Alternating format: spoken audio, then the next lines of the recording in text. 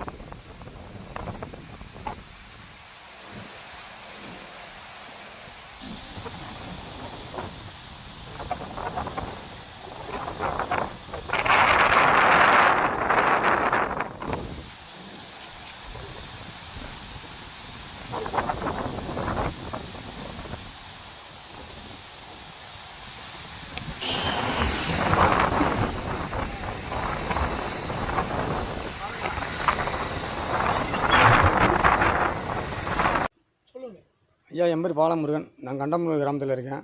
நான் கூலி வேலை பார்த்துட்டு வரேன் ஐயா. கடந்த 5 வருஷ காலமாக நான் வந்து ஈபி பில்லு கட்டுறது 10 100 200 300 கட்டிட்டு வரேன் ஐயா.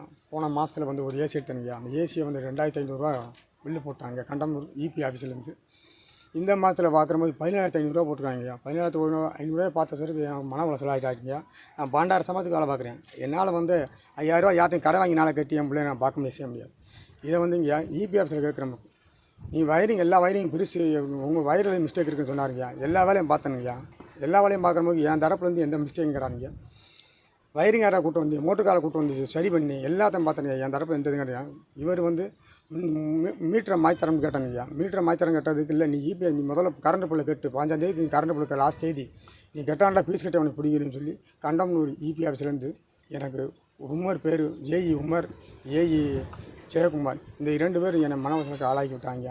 இந்த இதை மின்சாரத்துறைக்கு நீங்கள் பரிந்துரை பண்ணி எனக்கு மின் கட்டணத்தை குறைத்து மீண்டும் அந்த பழைய மீட்டரை மாற்றி எனக்கு புதுப்பி தரும்படி உங்களுக்கு தாழ்மையாக இருக்கிறீங்க.